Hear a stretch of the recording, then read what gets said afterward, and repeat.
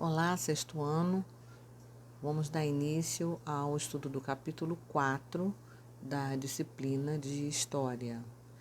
Nesse capítulo, nós vamos estudar sobre o Egito, sobre Núbia e Cuxi. Vamos dar início pela história do Egito, da sua civilização, como ela se forma, né? E o Egito, na antiguidade, né, tinha uma civilização muito rica em conhecimentos e eles vão se desenvolver junto ao rio Nilo. E o Nilo, ele tinha uma importância muito grande e o porquê da civilização egípcia se desenvolver ao longo do rio Nilo, porque era uma forma de escoar os seus produtos, né? O fato de se localizarem às margens do rio, nas épocas de cheia ou de chuva muito forte, havia um transbordo das águas do rio, e os sedimentos que ficavam no leito do rio, nós já estudamos anteriormente em geografia, né? Todos aqueles sedimentos, tipo uma lama chamada de humus, possuíam propriedades fertilizantes. E isso era muito favorável para o cultivo, para a agricultura. Além do mais, a água, que é um elemento essencial para a sobrevivência do ser humano e também para o reino vegetal, vai possibilitar um desenvolvimento muito grande nessa região. Então, evidentemente que foram se formando cidades, né, ao longo do rio, e essas cidades, frente a interesses que vão surgindo posteriormente, nós vamos estudar também a questão religiosa e política, né, que permeia toda a história do Egito, vai fazer com que eles criassem dois reinos, o Alto Egito e o Baixo Egito. E vocês já devem ter escutado falar, creio eu, que o governante era Faraó.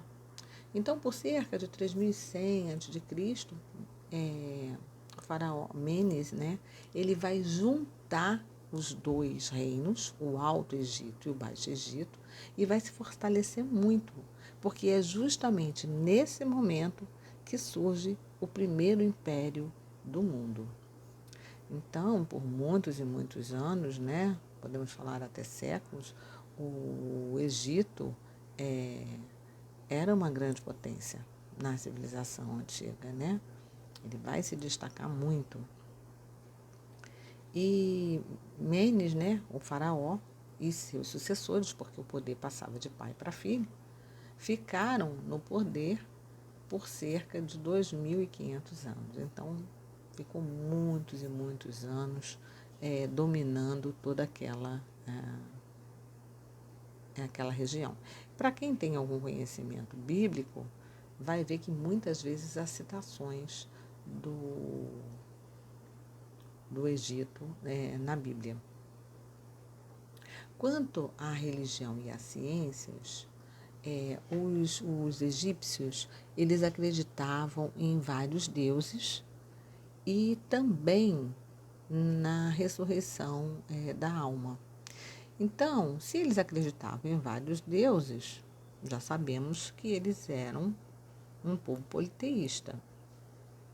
Com relação à crença na ressurreição, né, eles mumificavam os corpos dos mortos para preservá-los. Por quê? Porque eles acreditavam que a alma, o espírito, ia voltar depois de um tempo para aquele corpo. Daí a importância do processo de mumificação que eles utilizavam. Aqui no Rio de Janeiro, né, nós temos o infelizmente, o Museu Nacional da Quinta da Boa Vista, que sofreu aquele incêndio, que foi praticamente todo destruído, né? Lá possuía algumas múmias egípcias, né? E era possível a visitação. Eu várias vezes levei alunos meus lá para visitar. Esse processo de mumificação tinha técnicas avançadas, porque o que eles faziam? Eles retiravam, né, os órgãos internos do corpo da pessoa que morria e inseria substâncias, ungüentos, óleos, para impedir a decomposição. E essas múmias eram colocadas em sarcófagos. Então, na apostila de vocês tem uma representação aí do sarcófago egípcio, né?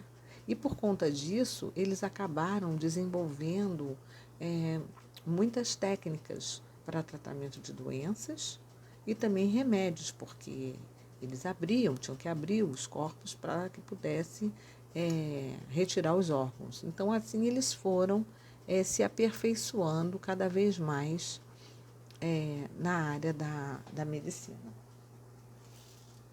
Eu queria deixar proposto para vocês, como atividade, os exercícios diversos número 7, do número 1 ao número 10, e como atividade devolutiva número 1, eu queria que vocês fizessem uma pesquisa sobre a formação da sociedade egípcia. Ok?